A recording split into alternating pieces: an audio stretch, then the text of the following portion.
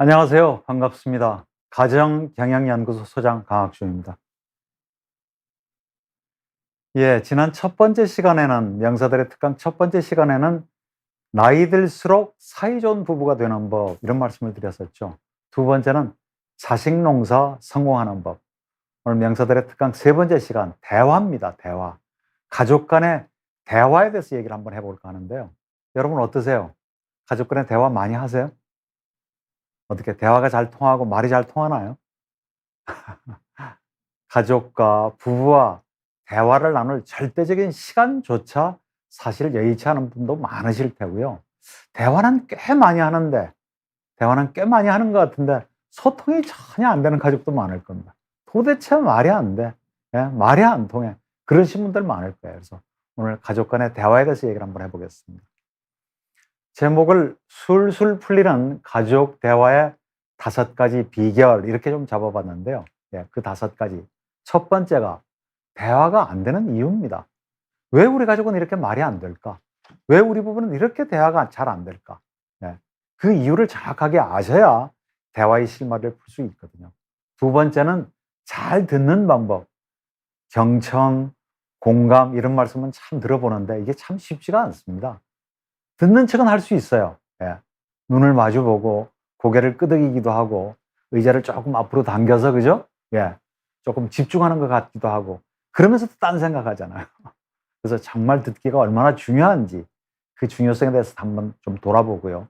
세 번째는 말하기의 지혜. 아니면 한 서너 살, 너덟 살 돼서 이제 우리말 할 줄 알면 뭐 말하기를 굳이 배워야 돼? 내 시간 내에서 내 돈을 들여서 우리 말하기를 제대로 배워야 되겠다는 생각하시는 분은 그렇게 많지 않을 거예요. 근데 말 참 쉽지 않습니다. 예. 네 번째, 나를 주장하는 방법.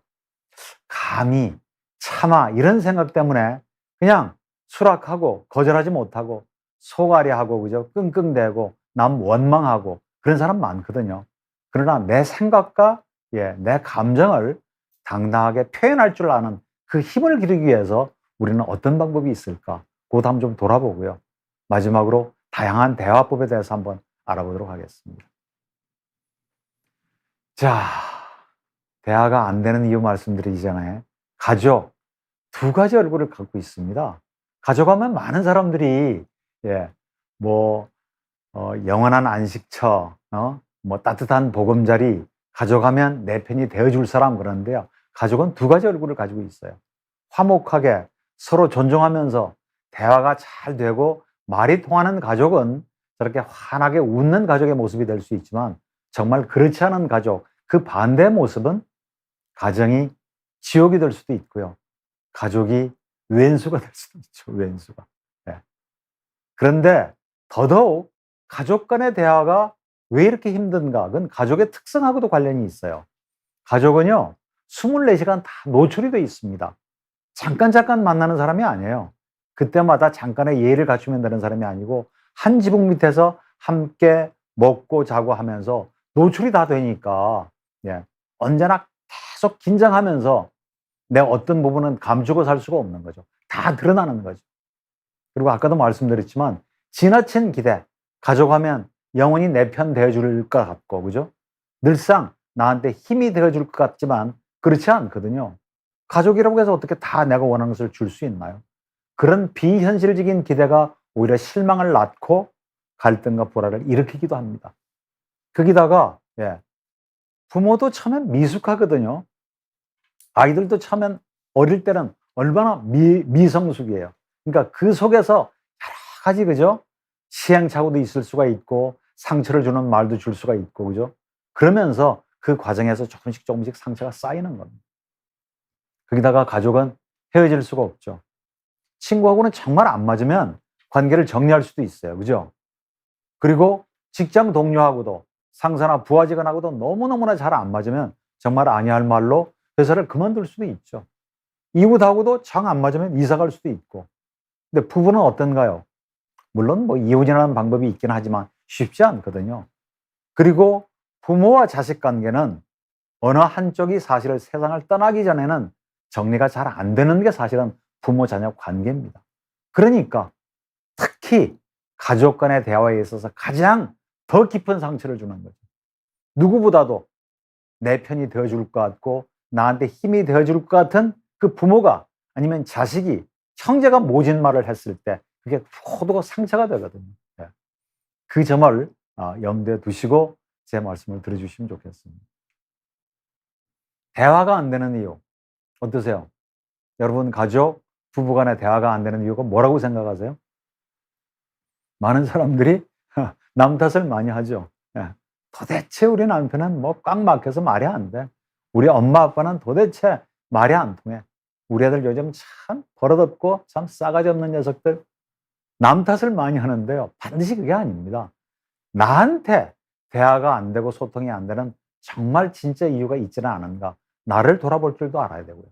그래서 두 가지를 한번 나눠봤습니다. 외적인 요인으로는 너무 바빠요. 업무가 너무 많아. 피곤해. 그 얘기할 기분이 안 나죠. 집에 들어오면 그냥 쉬고 싶고 자고 싶고. 그러면서도 TV 보고 그죠? 인터넷 하고 SNS 그죠? 카톡 보내고 그런 시간은 또 있잖아요. 그게 너무 많은 시간을 사실 쏟는 거예요. 그리고 여의치 않은 상황. 뭐 예를 들면 아주 어린아이가 있다든지 갓난아이가 있으면 그 애 돌보는데 얼마나 많은 에너지를 쏟아요. 그러니까 제대로 대화를 할 수가 없죠. 연로하신 부모님, 그것도 병중에 계신 부모님을 우리가 함께 모시고 살고 있으면 그것도 참 대화하기 쉽지 않을걸요. 여기다가 삼자의 개입. 우리 부부가 우리 가족끼리 충분히 풀 수 있는 문제인데도 불구하고 부부싸움 한 것을 계속 친정에 알리고 남편은 또 막 본가에 중계방송 하듯이 알려가지고 제3자가 끼어들게 되면 문제가 훨씬 더 꼬여서 불화나 갈등이 커지는 경우도 많습니다. 게다가 수직적인 가족관계, 어때되고 부모한테 버릇없이 그죠? 뭐 이런 어떤 사고방식을 갖고 있으면 요즘 젊은 사람들은 참 이해하기 좀 힘들걸요. 이제는 평등을 생각하고 자녀의 인권도 주장하는 시대가 됐기 때문에. 그래서 이런 이유 중에 우리 가족이 대화가 안 되는 이유가 뭐가 있을까? 잘 한번 점검을 해보시길 바랍니다. 내적인 요인 한번 보죠. 뭐 세대 차이요. 얼마나 변화가 심합니까? 한국 참 변화가 극심한 나라죠. 뭐 20, 30년 되면 얼마나 거기다가 예를 들어서 뭐 할아버지, 할머니, 손자 세대까지는 더더욱 세대차가 많이 나오고요.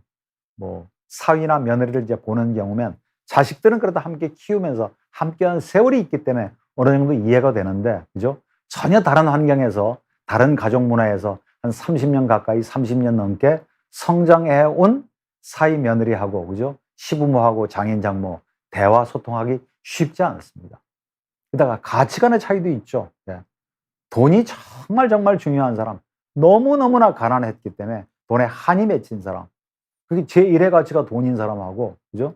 그래도 뭔가 일하고 가족, 밸런스, 워라밸을 주장하는 사람하고 좀 다르겠죠.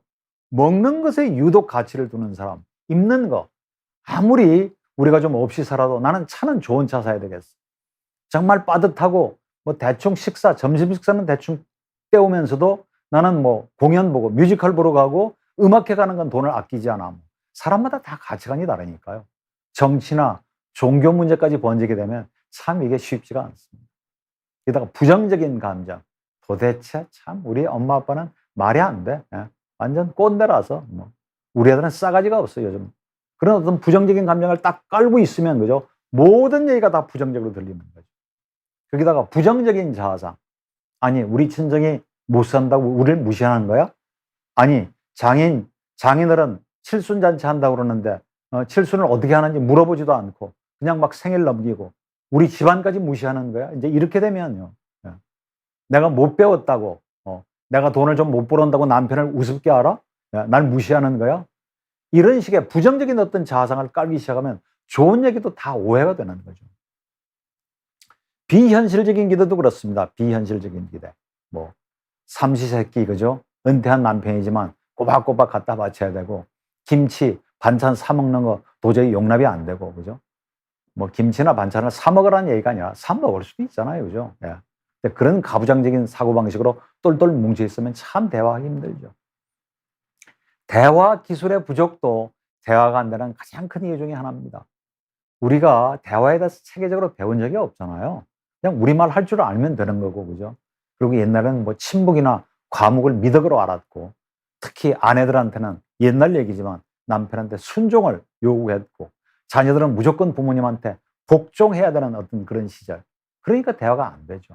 그래서 정말 우리가 제대로 듣고 말하는 것도 사실은 좀 배워야 됩니다. 그래서 첫 번째, 우리 가족, 부부, 대화가 안 되는 이유를 잘 들여다보시고 그 장애물, 그 걸림돌을 치우셔야 대화의 이제 실마리가 풀어지는 거죠. 대화, 말은요, 어떤 의미로 보면 습관이 아닐까요? 기술이라기보다. 그러니까 많은 부분 부모님한테 배우죠. 말투라든지, 그죠? 이런 거, 막 욕하는 거, 이런 거 배우는 거거든요. 그리고 태도일 것 같아요, 말은. 정말 똑같은 말을 하더라도 그 말을 하는 사람의 태도에 따라서 정말 기분 나쁘게 들릴 수가 있고 어떤 건 기분 나쁘지 않을 수도 있고요. 그러니까 예의를 갖출 필요도 있고요. 가족은 너무 편하니까 그냥 막 대하죠. 경계가 없어요. 네 것, 내 것, 우리 것. 특히 부모님들 조심하셔야 됩니다. 다 널 위해서 하는 거야. 너 잘 되라고 하는 거야. 그걸 깔고 그냥 막 잔소리하시고 개입하시고 간섭하시고, 그죠? 자기 어떤 개인적인 영역, 심리적인 영역을 그냥 수시로 침범하게 되면 자기들은 되게 싫어하거든요. 결혼해서 이제 한 가정을 이루고 사는데 너 월급 얼마나 받냐? 며느리한테 너희들 한 달 생활비는 얼마나 써? 그거 아마 쉽지 않을걸요. 그런 질문 타인한테는 잘 안 하죠. 그러면 사실 자녀들한테도 조심하셔야죠. 정말 그래서 예의를 서로가 좀 지킬 줄만 알아도 가족 간의 대화는 훨씬 좀 부드러워질 것 같습니다. 질문이 하나 들어왔네요. 김지연 씨가 보내주셨네요. 가족 대화의 기초가 약한 경우에 어떤 식으로 시작을 하면 좋을까요? 제가 조금 이따 바로 말씀드리겠습니다. 가족 간의 관계를 개선하셔야 돼요. 관계. 친밀감을 다져놓으셔야 되고, 조금 이따 바로 말씀드리겠습니다. 잘 듣는 방법. 잘 듣는 방법. 그런 얘기가 있어요. 들어라. 그렇지 않으면 당신의 혀가 당신 귀를 귀먹게 할 것이다. 경청을 강조하는 말이죠. 참 쉽지 않습니다. 경청이라는 게. 공감, 적극적인 경청과 얼마나 들어요. 그러니까 우리가 말을 듣는 척 하는 건 쉽다니까요.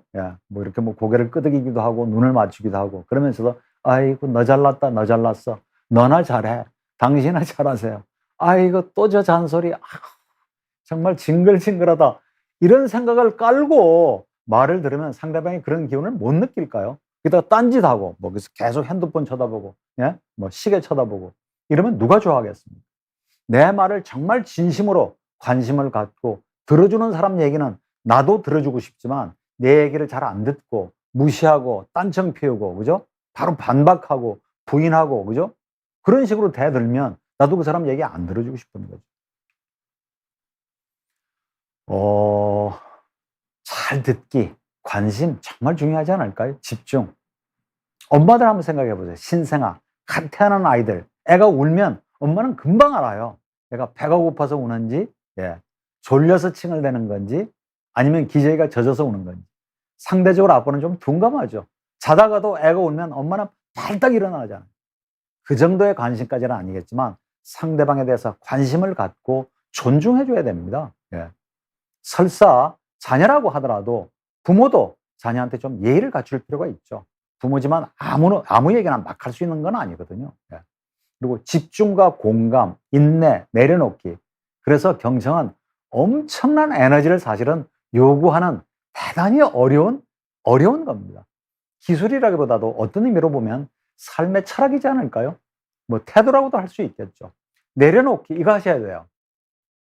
충고하고 싶은 욕구. 특히 아랫사람들한테 가르쳐주고 싶은 욕구, 조언해주고 싶은 욕구. 사연아 며느리한테 요구하지 않으면요, 청하지 않으면 너무 그렇게 막 조언이나 충고하려고 애쓰지 마세요. 성급하게 끼어들고 싶은 욕구, 반박하고 싶은 마음, 궁금한 것을 물어보고 싶은 거, 문제 해결해주고 싶은 거, 안심시켜주고 싶은 욕구, 그런 것들을 다 내려놓으셔야 돼요, 사실. 모든 것을 다 내려놓고 진심으로, 진정으로 그 사람 말에 경청, 다가가면 그 사람도 느끼죠. 그래서 참 쉽지 않습니다. 청각적인 기능에 장애가 없으면 다 들을 줄 안다고 생각하면 그건 착각이세요. 공감입니다. 그래서 상대방의 말을 잘 들어주고 공감을 해주면 상당히 따뜻해지죠. 마음이 든든해지고 희망도 생기고 외롭지가 않아요. 저 사람하고 나하고는 뭔가 통할 것 같고 왠지 한편이 될 것 같고, 예. 그러니까 유대감이 생기는 거죠. 그리고 정말 상대방의 말을 잘 듣고 공감만 해줘도 자기 얘기를 하면서 자기 생각이 정리가 되고 문제가 정리가 되고 해결책이 이렇게 떠오르는 경우가 있어요. 그래서 상대방이 정말 얘기만 잘 들어줘도 문제 해결의 기쁨까지도 느끼는 거죠. 한 10년 전에 저희 어머님이 돌아가셨을 때 제가 문상을 많이 다녀도 봤지만 인사로 오신 분들한테, 그죠? 근데 어떤 분의 얘기는 전혀 저한테 도움이 안 되는 얘기도 있어요. 위로한다고 그분은 하셨겠죠. 뭔가 격려하라고 힘을 내라고 하신 얘기지만 전혀 그런 얘기가. 그래서 정말 그 사람의 입장이 돼 보면 오히려 그런 구구절절이 막 긴 얘기 뭐 하시는 것보다 그냥 손 한번 딱 따뜻하게 잡아주고 가볍게 이렇게 한번, 그죠? 서로 한번 안아주는 게 훨씬 더 많은 메시지를 전달할 수도 있는. 예. 공감이 뭔지 한번 좀 얘기를 해볼까요? 옛날 얘기를 제가 하나 들려드릴게요. 옛날에 왕과 왕비가 있었습니다. 아주 늦은 나이에 딸 하나를 두었으니까 얼마나 이뻤겠어요. 뭐 금이야 오기야 키웠죠. 뭐 해달라는 거 다 해주고요. 그러니까 이 공주가, 어린 공주가 너무 버릇이 없는 거예요. 막 막무가내고 하루는 이렇게 하늘에 떠 있는 보름달, 저 달을 따달라고. 뭐 달을 따줄 수가 있나요? 울고 불고 뭐 먹지도 않고 뭐 그냥 과학자를 데리고 의원을 데리고 신하가 가서 달래봐도, 그죠? 달을 딸 수가 없다는 것을 이 어린아이한테, 공주한테 이해를 시킬 수가 없는 거예요. 그래서 왕이 온 나라에 방을 붙였습니다. 예. 우리 공주 울지 않게 하고 밥 잘 먹게 하고 다시 웃을 수 있게 어떻게 하면 우리 공주를 달랠 수 있을까? 이 문제를 해결하는 사람한테 큰 상을 내리겠다고 방을 붙였더니 많은 사람이 응모를 했어요. 근데 어떤 한 광대가 공주한테 찾아왔습니다. 공주님, 달이 어떻게 생겼어요? 그러니까 동그랗게 생겼지. 그럼 크기가 얼마만한가요? 한 손톱만, 한 밤톨만 한가? 그럼 공주님, 그 달이 색깔이 어떤 색깔이에요? 에이 바보, 그것도 몰라. 노란 색깔이잖아, 노란 색깔. 그래서 그 광대가 무릎을 탁 치는 겁니다. 맞아요, 공주님. 예. 동그랗고, 예. 그리고 한 밤톨만한 노란 그런 게 달이군요. 제가 달을 따다가 공주님한테 바칠게요. 예. 그리고 황금으로 만든, 그죠? 조그만 구슬 하나를 만들어서 공주한테 바쳤더니 그 공주가 너무너무 좋아라고. 그래서 왕이 그 광대한테 큰 상을 하사를 했다는 옛날 얘기가 있습니다. 공감의 의미를 여러분 좀 아시겠나요? 예. 그 어린 공주한테 과학적으로, 논리적으로 달을 딸 수가 없다는 얘기를 아무리 해도 막무가내인 그 공주가, 그죠? 귀에 들어오겠어요? 그러나 그 광대는 그 공주의 눈높이에 맞춰서 공주가 뭘 원하는지, 그리고 어떤 것으로 그 욕구를 채워줄 수 있는지 그 지혜가 있었던 거죠. 바로 그런 겁니다. 예. 감정을 충분히 수용받지 못한 자녀는요, 자존감이 상당히 낮습니다. 우울하죠. 분노 조절, 충동 조절. 예. 그게 어려워요. 예. 그런데 감정을 충분히 수용받고 자란 자녀는 학습 능력, 집중력, 문제 해결 능력이 뛰어나고요. 자신의 감정도 조절도 잘하고 타인의 감정을 잘 이해를 하는 거죠. 교우 관계나 여러 가지 적응력, 새로운 변화에 능동적, 긍정적으로. 근데 이것은 비단 자녀들만의 얘기가 아닙니다. 성인도 마찬가지예요. 자기의 감정을 잘 수용해주고, 그죠? 잘 다독거려주고 읽어주면 이렇게 분노, 화, 짜증이, 그죠? 신경질이 이만큼 차 있다가도 이게 쭉 게이지가 내려가는 거죠. 그 공간에 내가 하고 싶은 얘기를 들어야 수용이 되는데 이만큼 화가 나 있고 분노가 차 있고, 그죠? 짜증, 신경질이 이만큼 나 있는 상태, 아무리 내가 얘기를 드려봐야 얘기를 수용할 수 있는 마음의 문이 안 열리는 겁니다. 거기다가 상대방이 왜 그렇게 신경질을 내고 짜증을 내는지를 모른 채 나도 화가 나니까 막 신경질을 내고 짜증을 내면 진짜 부닥치는 거죠. 끔찍한 사고가 그래서 생기는 겁니다. 예를 들면 뭐 두 부부가 오래간만에 데이트를 하기로 했어요. 정말 근사한 레스토랑에서. 그래서 퇴근하고 남편은 그 레스토랑으로 바로 가기로 하고 아내가 오기로 했는데, 안 그래도 시간 약속을 엄청나게 중요시 생각하는 사람인데 이 아내가 30분이 지나도 안 하고 40분이 지나도 안 하고 거의 50분, 1시간 가까이 늦게 나타나가지고 올라오는데 남편이 옆에 카페에 사람이 있는 것도 모르고, 그죠? 막 소리 지르는 거예요. 도대체 지금 시간 하나도 제대로 못 지키느냐고. 도대체 지금 몇 시인데 막. 그 아내는 얼마나 당황스러워요. 자기 딴에는 막 준비를 하고 이 옷을 입을까 저 옷을 입을까. 근데 옷 하나 제대로 변변한 게 없으니까. 그러니까 도대체 당신 성질머리하고는 사람들이 있는 데서 창피하지도 않느냐고. 그리고 그냥 나가버렸어요. 그래서 정말 모처럼 부부가 데이트 한번 하자고, 그죠? 근사한 레스토랑에서 와인 한잔 하자고 했던 게 물거품이 돼버리고 오히려 대판 더 싸우고 생판 남처럼 말을 안 한다면 그거 얼마나 어리석어요. 근데 정말 화가 났지만 남편이 들어오는 막 헐레벌떡 들어오는 그 아내한테 여보 덥지? 얼마나 마음이 급해서 잠시 앉아. 좀 시원한 거. 뭐 좀 먹을래? 만약 그렇게 안 그래도 성질 급한 남편 어떻게 나올지를 알고 막 걱정하면서 초조하면서 막 땀 흘리면서 뛰어왔을 그 아내의 감정을 먼저 읽어줬더라면 어땠을까요? 아니면 그 반대로 남편 성질을 알잖아요. 10분도 아니고 20분도 아니고 거의 50분, 1시간 가까이 늦었을 때 남편이 얼마나 불같이 화를 낼지. 그러면 차가 늦었고 뭐 날씨가 더웠고 뭐 옷이 없었고 그런 얘기를 하기 전에 들어서자마자 여보 미안해 정말 미안해 오늘 저녁에 내가 살게요. 뭐 예를 들어서 그렇게 남편의 감정을 먼저 읽어줬더라면 완전히 다르게 전개되지 않았을까요? 그래서 일단은 상대방의 감정을 잘 읽고 그것을 표현해 줄 줄 알면 훨씬 부드럽게 대화가 시작이 될 수 있다는 걸 말씀드립니다. 자, 평안한 가을님이 또 질문을 주셨네요. 가족 대부분이 I 성향이 강합니다. 가족 평화를 위해 이 성향을 끌어낼 필요가 있는 거겠죠? 요즘 뭐 MBTI가 너무 유행이어서요. 내형적인 성향이 강한데 어떻게 하면 외향적인 성향을 끌어낼 필요가 있는 거겠죠? 요 질문에 대한 답변도 제가 말씀드릴게요. 상대방의 관심사에 대해서 물어보세요. 상대방의 관심사. 그것은 말 버튼이라고 하기도 하는데 말 버튼. 정말 과묵하고 말을 잘 안 해도 진짜 자기가 하고 싶은 얘기가 있는 사람. 누가 안 물어보나, 그죠? 물어보기만 하면 얘기를 하고 싶은데 근데 안 물어봐도 그렇게 얘기하는 사람 많죠. 그래서 너무 얘기가 길어져서 딴 데로 화제를 돌리면 다시 그 얘기 들어와서 골프 얘기, 자식 자랑 얘기, 우리 남편 자랑 얘기, 해외여행 갔다 왔던 얘기 뭐 막 하는 사람이 있잖아요. 그래서 I 성향, E 성향이라고 해도 대화에서는 상대방의 관심사, 누구든지 말 버튼이 있거든요. 저한테 예를 들어서 말 버튼이면 최근에 제가 연극에 관심이 있으니까, 그죠? 아니면 전 가족이라는 주제에 대해서 얘기하면 언제든지 할 얘기가 너무 많은 사람이죠. 아니면 자전거에 대해서, 막걸리에 대해서. 그래서 우리 남편의, 우리 아내의, 우리 가족의 말 버튼, 정말 관심사가 뭘까? 고민이 뭘까? 뭘 원할까? 그것을 잘 눈여겨보시면 좋을 것 같습니다. 자, 말하기의 지혜. 요 사진 혹시 여러분 보신 적이 있나요? 좀 오래된 얘기인데요. MBC 방송국의 아나운서실에서 실험을 해봤습니다. 이게 유리병 속에 밥풀을 집어넣어 놓고 한쪽은 사랑해, 고맙습니다, 아이 귀여워, 계속 긍정적인 말, 다정한 말, 따뜻한 말을 들려주고 한쪽 밥풀에는 아이 짜증나, 화가 나, 저리 비켜, 꼴도 보기도 싫어, 계속 부정적인 얘기, 그런 얘기만 들려줬대요. 그래서 한 3주인가 4주인가 지난 다음에 그 밥풀이 들어있던 그 병을 봤더니 한쪽은 막 짜증나 부정적인 얘기를 해준 쪽은 시커멓게, 그죠? 악취가 나는 곰팡이가 핀 반면에 한쪽 사랑해, 고마워, 긍정적이고 따뜻한 얘기를 들려준 그 밥풀은 하얗게 구수한 냄새가 나는 곰팡이가 피었다는 얘기.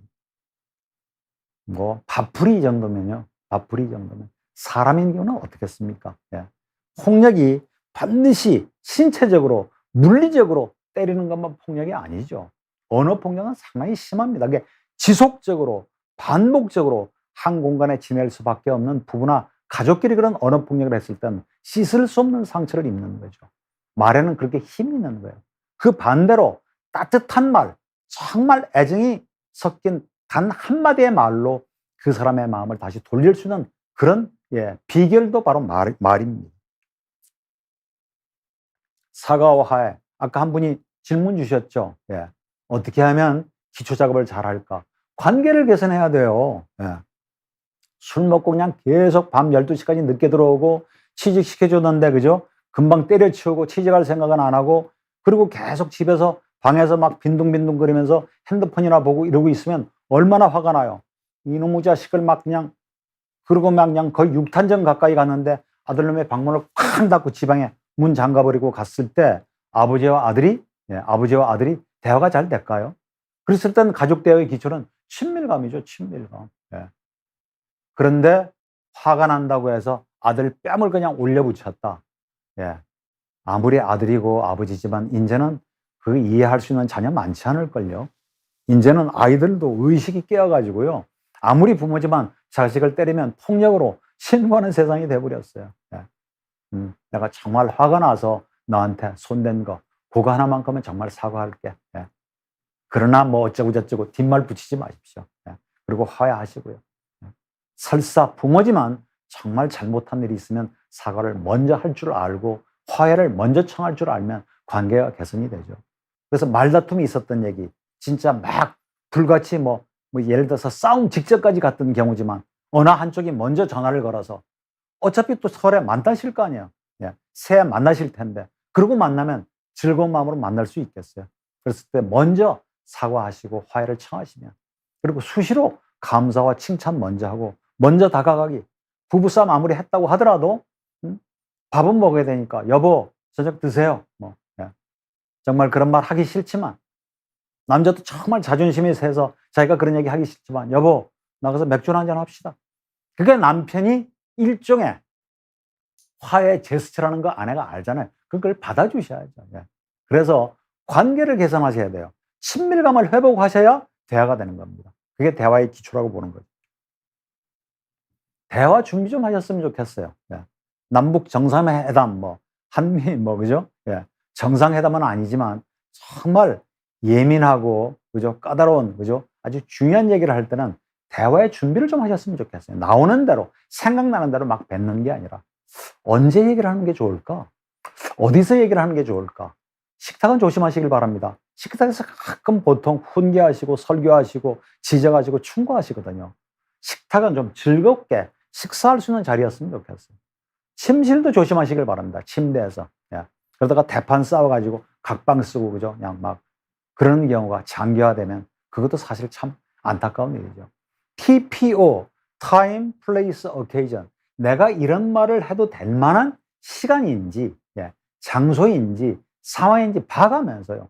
막 지금 급한 일로 약속에 대해서 뛰어나가는 사람한테 무슨 말을 걸면, 생리적인 현상이 막 급해서 화장실로 뛰어가는 사람한테 그런 경우는 얘기가 잘 될 수가 없죠.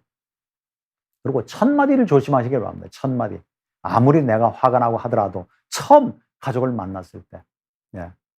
어제는 그렇게 술 마시고 그저께도 술 마시고 다시는 내가 술 마시더라도 밤 12시 그 전에는 들어오겠다. 예.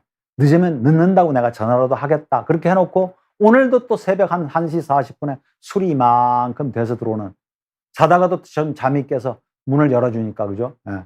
그리고 막 술이 취해서 비틀비틀하는데 도대체 당신은 정신이 있느냐고 없느냐고. 어? 도대체 저런 인간을 남편이라고 내가, 아유 눈이 삐었어. 그럼 술 취한 남편이 여보 내가 잘못했어. 내가 해도 참 너무 잘못했지. 다음부터는 내가 진짜 술 덜 마시고 다음에는 일찍 올게. 그런 말이 들까? 그런 말이 나올까요? 술김에 아니 내가 술 좋아서 먹어? 다 가족들 먹여 살리려고 그랬지. 나도 다 먹기 싫지만 술 먹는 거야. 이렇게 또 싸우지 않겠어요, 새벽에? 예. 아랫집, 윗집 아파트에서 막 시끄럽게 싸우지 않겠습니까? 그러나 정말 쉽지 않은 일이지만, 예. 얼마나 걱정했는지 몰라요. 들어오세요, 빨리. 샤워라도 하시고. 예. 예. 첫 마디를 조금 부드러운 말, 칭찬하는 말, 격려하는 말, 인정하는 말, 그리고 술 취한 남편 붙들고 얘기해봐야 이게 얘기가 되겠습니까? 일단 씻고 먼저 자라고 해놓고 다음날 정신이 맑았을 때, 내 얘기를 받아들일 마음의 준비가 돼 있을 때 내가 하고 싶은 얘기를 해도 늦지 않다고 생각하는 거죠. 자, 또 한 분이 질문을 주셨네요. 아직은 청춘이다 보내주셨네요. 아무래도 자녀와의 대화를 위해서라도 술을 많이 줄이는 게 좋겠죠. 술을 좋아하시는 분인 모양이죠. 술 끊으라는 얘기는 제가 안 하겠습니다. 예. 술을 일주일에 몇 번 마시는지요. 예. 그리고 술을 마시더라도 예를 들면 몇 시에 들어오시는지 나름대로 가족들하고 합의를 한번 보시죠. 일주일에 아무리 내가 술을 많이 마셔도 3번 이상은 안 마시겠다. 술을 아무리 마시더라도 밤 12시까지, 밤 11시까지는 들어오겠다. 술을 마시더라도 음주운전은 안 하겠다. 라든지. 예. 그래서 다른 사람하고 술 마시지 말고요. 부부끼리 아니면 자녀가 이제 어느 정도 장성하면 맥주 한 잔은 같이 하실 수 있는 거 아닌가요? 그래서 대화는 정말 바쁘고 시간이 없기 때문에 해도 되고 안 해도 되는 게 절대 아닙니다. 일부러 대화하는 시간 만드셔야 돼요. 예. 정말 대화를 뭐 하루 이틀 뭐 한두 달 뭐 대화 안 하고 소통이 잘 안 된다고 해서 당장 큰 문제가 터지는 건 아니죠. 그러나 그게 누적이 돼 있다가 어느 순간 터지면 손을 잡을 수가 없는 겁니다. 전혀 문제 없다고 생각했는데 아내가 이혼하자고. 내가 바람을 피는 것도 아니고 내가 두들겨 팬 것도 아니고 아직도 내가 뭐 그렇게 많지는 월급 받아주는데 내가 뭘 잘못했다고. 근데 아내의 이유는 정말 대화가 안 돼서 말이 안 통해서 밥만 먹고 사는 게 인간이냐고. 그게 불만일 수도 있고요. 진짜 아무 일 없는 줄 알았는데 학교 잘 다니고 애가 계속 따돌림 받고 애들한테 그죠? 예. 뭐 폭력에 시달리고 그것을 부모만 몰랐던 거예요. 부모만. 몇 번씩 애가 사인은 줬겠죠. 애를 유심히 봤으면 그죠? 옷도 좀 이상하고 어디 상처가 있는 것도 같고 왠지 그죠? 근데 그걸 모르고 부모가 그냥 방치하고 그냥 돈 번다고 두 사람이 그냥 아이들 관심이 없었을 때 그게 누적이 됐다가 정말 극단적인 선택을 하는 그런 사례도 있었고요. 그래서 술을 뭐 끊으라는 얘기는 아니겠지만 가족 간에 대화하는 시간 일부러 만드셔야 됩니다. 예. 상대방의 관심사, 말 버튼 얘기했죠, 아까 제가. 정말 뭐 내향적인 성격, 외향적인 아무리 말이 없어도 자기의 관심사에 대해서 물어보세요. 자신 있는 거, 자기가 잘하는 거, 그죠? 그리고 정말 하고 싶은 거, 내가 상 탄 거, 그죠? 예. 뭐 이런 거에 물어보면 술술 얘기를 하죠.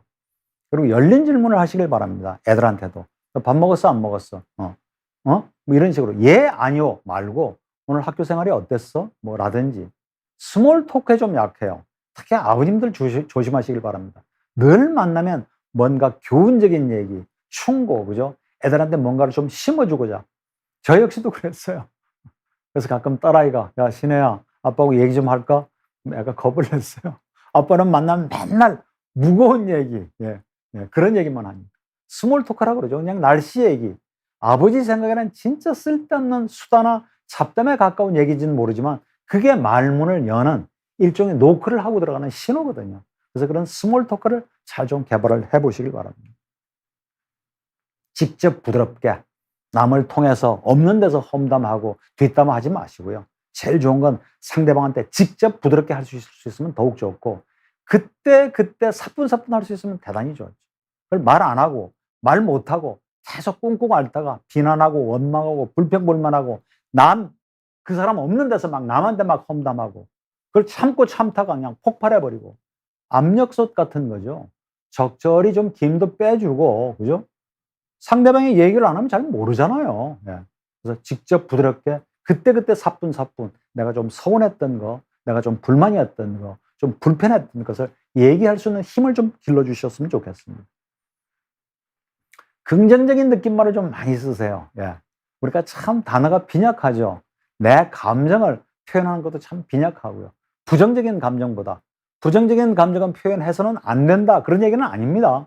부정적인 얘기도 할 수 있어야죠. 예. 그러나 좀 더 긍정적인 느낌말을 많이 사용했으면 좋겠어요. 한번 보시죠. 기쁘다, 흐뭇하다, 뿌듯하다, 상쾌하다, 감동스럽다, 고맙다. 얼마나 많습니까? 저런 말을 부부간에, 가족간에 대화할 때 많이 사용하셔서. 우리 어릴 때 뭐, 그죠? 짧은 글짓기 그런 거 많이 하셨잖아요. 저 단어를 집어넣어서 얘기를 한번 해보시면 훨씬 가족간의 대화가 부드러워지리라고 믿습니다. 이걸 하시면 안 됩니다. 평가, 비교, 불평, 그죠? 짜증, 신경질, 비난, 경멸, 인격 모독, 담쌓기. 특히 빨간 글씨로 표시해놓은 거 절대 하시면 안 돼요. 부부간에 저거 열심히 하시면 바로 이혼하십니다. 이혼하시고 싶으면 계속해서 저 빨간 글씨로 되어 있는 거. 인격적인 모독하고, 그죠? 네 아버지가 어떻고, 뭐, 그죠? 너네 엄마가 어떻고, 그죠? 막 경멸하고, 그죠? 넌 머리에 든 게 돌밖에 없지. 아유, 저 생각하는 건 제가 뭐 굳이 이렇게 대놓고 표현하지 않겠습니다. 하시지 말라는 얘기입니다. 저런 얘기는. 예. 나를 주장하는 방법이에요. 나를 주장하는 방법. 어떤 사람 감히 차마 이런 병에 걸려서 그죠? 자기 얘기를 잘 못하는 사람이 있어요. 아주 독불장군식의 어떤 아버지, 그죠? 아주 폭군 같은 남편, 그죠? 예. 아니면 직장 상사라든지 그런 사람 많죠. 차마 그런 얘기를 못해요. 너무너무나 불같은 시어머니, 뭐죠? 그리고 아주 고약한 윗동서, 뭐 이런 데서 아랫동서가 말을 못하는 거예요. 그리고 계속 불평불만 하는 거죠. 근데 그런 사람이라고 하더라도 그 말을 안 한 나한테도 책임이 사실은 있어요. 악의적으로 꼭 그런 사람이 아니라 그런 사람은 상대방한테 참 무관심하거든요. 그리고 늘 윗자리에 있기 때문에 남의 말을 경청하지 않아도 큰 문제가 없어요. 그리고 뭐 말을 길게 해도 언제든지 그냥 한 말씀 더 하시라고, 좋은 말씀이라고, 그죠? 공치사를 막 하기도 하고. 그런 사람한테 맞서서 내 생각과 내 감정을 당당하게 표현하실 줄 알아야 돼요. 그런 힘이 없으면 계속 그런 취급을 받는 거죠. 표적이 되는 거죠. 오히려 그걸 악용하는 사람들한테는 먹잇감이 되는 거예요. 희생양이 되는 거예요. 그럼 이제 내 인생이 우울해지는 거죠. 예. 내 인생이 행복해지지가 않고 나답게 좀 당당하게 표현할 줄 아는 힘을 기르기. 쉽지만은 안 돼요. 첫 번째가 변화를 예고하세요. 아버지, 앞으로 저도 이제 제 생각과 의견을 조금 좀 얘기를 하려고 합니다. 저도 이제 40 넘기고 애들 아빠니까요. 이 자식 봐라. 네가 뭐 언제 뭐 하고 싶은 말 안 했냐? 말은 그렇게 하지만, 이 자식이 좀 변했는데? 아버지가 느낄 수도 있죠. 그래서 갑자기 느닷없이 막 화를 낸다거나 쌓아두질 말고 변화를 좀 예고하면 상대방도 마음에 좀 준비를 하지 않을까요? 두 번째로는 상대방의 의도를 확인하세요. 상대방의 의도를 제대로 정확하게 파악하지도 않고 좋은 의도에서 한 얘기까지 내가 오해를 하고 막 발끈 화를 내면 우리가 상대방한테 공격할 빈미만 내가 제공을 하는 거죠. 상당히 어리석은 일입니다. 세 번째는 요점만 간단하고 분명하게 얘기를 하세요. 형제가 있는데도 불구하고 다 결혼해서 이제 살고 있는데 나한테 돈이 없는데도 불구하고 돈 좀 빌려달라고. 그럼 뭐 우리 집에 빚이 얼마고 뭐 장사가 잘 안 되고 그래서 뭐 애들 학원도 잘 못 보내고 뭐 그런 얘기를 길게 하실 필요가 없어요. 형님, 지난번에 빌려가신 돈도 안 갚았거든요. 저 돈 없습니다. 거기까지만. 길게 하실 필요 없어요. 예. 받아들일 수 없는 부탁은 노하시라는 거야. 받아들일 수 없는. 내가 도저히 들어줄 수 없는 부탁은. 그렇다고 가족 간에, 그죠? 형제 간에, 그죠? 부모 자식 간의 부탁을 모두가 다 거절하는 얘기는 아닙니다. 그런 어떤 호의를 베풀고 배려를 해주고 챙겨주는데도 불구하고 감사할 줄 모르고 뻔뻔하게 계속 요구를 하고, 그죠? 예.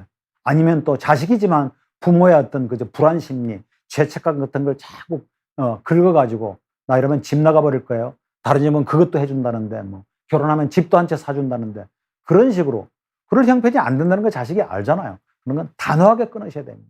단 조건부 수락도 있어요. 예.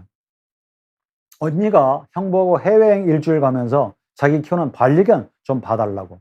그럴 때는 우리 집에 데리고 와서 일주일을 계속 봐줄 수는 없지만 바로 옆동에 사니까 언니 내가 가끔 때 돼서 가서 먹이 챙겨주고 물하고 그리고 똥 같은 거 싸놓은 거 있으면 내가 치워줄게. 예. 우리 집에 와서 일주일 동안 키우는 건 못해도 내가 그렇게 할게. 조건부 수락은 할 수는 있죠. 시어머님이 나 오늘 병원 가는데 나 차 좀 태워줘라. 아유 어머니 진작 얘기를 하시죠. 오늘은 정말 중요한 친구들 약속이 있고요. 오늘은 안 되고요. 내일은 안 될까요? 예, 아주 급한 게 아니면 그렇게 조건부 수락을 하실 수도 있는 거죠. 여섯 번째는 연습 또 연습입니다. 그렇게 상대방을 무시하고 아나무인이고 지 멋대로 하고, 그죠? 상대방의 입장은 고려 안 하는 그런 고약한 사람들은 강적이에요. 내 시나리오대로 절대 전개가 안 됩니다. 내가 어떻게 말을 할까? 심지어는 거울을 보고 연습을 하셔도 좋아요. 예. 한번 써보기도 하고. 예. 우리가 수영, 그죠? 피아노, 이론적으로는 다 알잖아요. 자, 힘 빼세요. 힘 다 빼고 충분히 숨을 들이신 다음에 그대로 한번 누워보세요. 뜨죠? 예. 뜨잖아요. 그죠? 그리고 자, 이렇게 팔을 한쪽, 예. 그렇게 해서 수영하는 거예요. 그럼 한 30분이면 다 가르치지 않을까? 10분이면 되죠. 뭐. 골프, 피아노, 다 말로 다 가르칠 수 있죠. 자, 골프. 자, 힘 주지 말고 힘 다 빼고요. 예. 체중을 뒤에 싣고, 그리고 체중을 뒤로 옮겼다가 그대로, 예. 치는 게 아닙니다. 때리는 게 아니고. 자, 회전에 의해서 누구나 다치겠죠. 연습하고 또 연습을 해도 안 되는데, 이 대화도 마찬가지예요. 예. 그러니까 나를 주장하는 방법, 그동안 한마디도 내 생각이나 내 감정을 표현 못하고 그냥 주눅 들어서 내가 어렵고 힘듦에도 불구하고 남 부탁하면 거절 못하고 그렇게 살았던 사람이 하루아침에 나를 그렇게 주장하기 쉽지 않거든요. 이 6가지 방법을 잘 염두에 두시고 연습을 한번 해보시길 바랍니다. 박지현 씨가 질문을 주셨네요. 잠자는 타이밍이 다른 부부도 많아졌고 서로 스마트폰만 하다 잠드는 경우도 많은 것 같습니다. 가족 대화도 마찬가지겠지만 스마트폰이 대화를 단절시키는 부분에 대해서는 어떻게 생각하시나요? 규칙, 좋네요. 가족 규칙이라는 게 있습니다. 모든 것들을 다 규칙으로 만들 수는 없지만 지금 스마트폰 얘기를 하셨으니까 스마트폰에 대한 부부 간에 가족 간의 어떤 규칙 같은 걸 좀 만들어 보시죠. 식사할 때만큼은 반드시 스마트폰 끄기. 그리고 뭐 진동으로 해놨다고도 급하면 뭐 예를 들어서 예외를 둬서 받을 수는 있기는 하지만, 그죠? 아이들도 학년에 따라서 나이에 따라서, 그죠? 스마트폰을 쓸 수 있는 시간에 제한을 둔다든지, 그리고 상대방이 말을 얘기를 할 때, 내 말을 들을 만한 상황인지 아닌지를 좀 물어봐주고, 여보, 내가 당신한테 할 얘기가 있는데, 그러면 잠시 스마트폰을 좀 내려놓고, 그리고 상대방의 눈을 좀 쳐다보고, 신문을 보다가도, TV를 보다가도 할 얘기가 있다고 얘기를 하게 되면 좀 끄고 서로 쳐다봐주기. 그런 규칙을 좀 만들어주면, 규칙을 만들었다고 해서 그런 다툼이나 갈등이 하루아침에 싹 없어지지는 않겠죠. 그러나 최소한 그런 규칙을 정해놓으시면 아무래도 갈등을 줄일 수 있는 방법이 될 것 같습니다. 자, 5번째입니다. 말하기의 3단계 법칙, 비폭력 대화 모델이라는 게 있어요. 그래서 제가 좀 줄여서 사실, 느낌, 부탁으로 3단계 법칙이라고 한번 명명을 해봤습니다. 첫 번째입니다. 사실을 얘기를 하셔야 돼요. 사실. 주관적인 평가나 판단하지 마시고, 그리고 두 번째는 내 느낌을 얘기를 하시고요. 그것도 내 생각이나 해석, 평가, 가치 판단은 아니라는 겁니다. 세 번째는 부탁이에요. 실천 가능한 부탁을 구체적, 긍정적으로 명령이나 지시하지 마시고. 자, 예를 들면 뭐 어떤 예가 있을까요? 아까도 뭐 아들 얘기를 했지만, 뭐 취직시켜놨는데 금방 그만둬버리고 취직할 생각도 안 하고, 뭐 나이 30대 중반인데도 불구하고 계속 술이나 마시고, 그죠? 늦지막하게 일어나서 일요일에도, 그래서 일요일날 아침에 일어나서 아빠가 방문을 벌컥 열어봤더니 술 냄새가 막 진동을 하는데 온통 난장판인 거예요. 막 추리닝에다가 저기 팬티가 가 있고, 그죠? 술병에다가 막 컵라면, 과자 봉지, 속단 말로 뚜껑이 열리죠. 야, 이놈의 자식, 뭐 하는 거야, 지금? 이게 도대체 대주리처럼 해놓고, 이딴 식으로 살려면 막 당장 침 나가, 이놈의 자식아, 막. 그러면 아들이 자고 있다가 잠이 깨가지고, 아버지, 제가 생각해도 제가 참 한심하죠. 죄송합니다. 앞으로는 좀 방 청소도 좀 하고요. 제가 앞으로는 좀 정신 차리고 취직도 알아보겠습니다. 그렇게 대꾸가 나올까요? 아이, 아빠는 도대체 예의도 없이 말이야. 아무리 아들 방이지만 들어올 때 좀 노크도 좀 하고 들어오시지. 도대체 이게 뭐냐고. 막 그렇게 대들지 않겠어요? 그러면 진짜 싸움 나는 거죠. 그렇게 대드는 자식한테 아버지가 어떻게 또 대응을 하시겠습니까? 근데 이제 뭐 그런 사실을 예를 든다면, 사실입니다. 야, 재성아, 저 좀 봐라, 추리닝에다가, 저 팬티, 책상 밑에. 저런 걸 보면 난 너무너무 화가 나. 그리고 너희 엄마가 너무너무 안쓰러워. 너 보고 빨래하라는 얘기 아니야? 빨래하라는 얘기 아니야? 네 빨래, 그 빨래통에 좀 넣으면 주기만 해도 좋겠어. 아니, 그런 아빠가 하루아침에 갑자기 180도로 바뀌어서 저런 식으로, 말이 잘 안 되겠죠. 그러니까 저게 연습이 필요하다는 겁니다. 모든 대화를 저렇게 사실, 느낌, 부탁식으로 표현하실 수도 없는 거고요. 그러나 정말, 그런 연습을 하시게 되면 훨씬 부드럽게 예의가 풀린다는 얘기입니다. 연습, 또 연습. 아까 제가 피아노, 그죠? 골프, 수영 얘기를 하셨죠. 장자의 소통 철학이 있는데요. 장자하면 중국의 유명한 사상가죠. 자연과의 합의를 주장을 많이 하기도 했지만 장자만큼 소통의 중요성을 강조한 사상가도 또 없을 거예요. 여러분 잘 모르시겠지만 소통, 첫 번째가 나하고 타인, 상대방과 차이가 있다는 걸 인정을 하라는 얘기죠. 상대방이 틀린 게 아니고 난 옳고 넌 글렀어, 틀려먹었어가 아니고 다르구나, 이렇게 차이가 있구나, 다양성을 수용을 하라는 얘기예요. 근데 장자의 소통 철학의 핵심은요, 내가 듣는 척하고 경청은 하지만 난 옳아, 난 정답이고 넌 틀렸어, 그 전제를 깔고 나는 절대 안 되라면 그건 소통이 아니라는 얘기죠. 상대방 얘기를 들어보니까 내 생각이 좀 짧았네, 내가 좀 잘못 생각했구나, 내가 좀 오해했구나. 그럼 내가 변할 수도 있다는 마음의 문을 열어놓으시라는 거죠. 그래서 정말 실천까지, 변화까지 이룰 수 있는, 그게 바로 장자의 소통 철학의 핵심입니다. 과연 그렇게 하실 수 있을까요? 부모님이 자녀들한테. 자녀가 아무리 어리지만 이제는 한 20살 넘기고 가정 이루고 성인이 되면요, 사실은 오히려 부모님들도 자녀의 말을 들으실 때가 온 거예요. 들어는. 자녀가 아주 어릴 때 부모 말을 잘 들어야 되듯이, 정말 자녀들이 이제 장성하고 성인이 되면 부모님들도 자녀의 말을 좀 들으실 필요가 있는 거죠. 자, 다양한 대화 방법이 있습니다. 얼굴과 얼굴을 맞대고 하는 것만이 대화가 아니고요. 참 쑥스럽고, 그죠? 참 어색하고, 그럴 때는 편지, 쪽지, 영상통화, 그런 걸로 전할 수 있죠. 그것의 장점은 어떤 얘기는 하다 말고 중간에 자꾸 상대방의 말을 잘라버려요. 끊고, 반박하고, 대꾸하고, 그죠? 막 또 뭐라고 그러고, 너는 잘못이 없느냐고. 그러면 내가 생각했던 대로 대화가 안 풀리는 거죠. 그래서 정말 좋은 마음으로 대화를 하려고 했다가 뒤끝이 아주 안 좋아서 다시는 내가 얘기 하나 봐라. 그리고 마음의 문을 아예 닫아버리는 어떤 그런 관계도 있거든요. 그래서 편지, 쪽지, 영상통화는 생각을 잘 정리를 하셔서 내 생각을 일단은 전할 수 있다는 장점이 있는 거죠. SNS도 좋죠. 뭐 가족끼리 아니면 뭐 사회나 며느리끼리. 뭐 정답은 없겠지만 저는 따로따로 만듭니다. 저희 아들네 가족하고 만드는, 며느리하고 방이 따로 있고요. 딸하고 사위하고 만드는 방이 따로 있고요. 아니면 이제 뭐 딸, 사위, 며느리, 아들, 저희 부부 6명이 또 함께 쓰는 카톡방이 있고, 아들, 딸, 저희 부부가 쓰는 방도 있고. 굳이 그렇게 하시라는 말씀 아닙니다. 제 방법이 정답이라는 얘기도 아니고. 근데 뭐 장인, 장모가 아니면 시아버지, 시어머니가 뭐라고 막 올리면 이걸 대꾸를 해야 되나 말아야 되나, 너무 많은, 그죠? 막 퍼나르는 거, 그죠? 그런 거 하시지 말고, 그렇게 방을 좀 나누어서 서로 해야 될 말, 안 해야 될 말을 나누는 것도 뭐 하나의 방법이 되겠죠. 스킨십 좋습니다. 스킨십. 가볍게 이렇게 손 잡아주고 팔짱 끼고, 그죠? 이제 날씨가 좀 선선해졌잖아요. 가볍게 이렇게 포옹해주고. 미국의 유명한 간호사가 포옹요법이라는 것을 발견을 했어요. 무수히 많은 메시지보다 한 번에 따뜻한 포옹으로 마음이 따뜻해지고 새로운 사랑의 싹트기도 할 수 있고요. 돈 하나도 안 들잖아요. 그죠?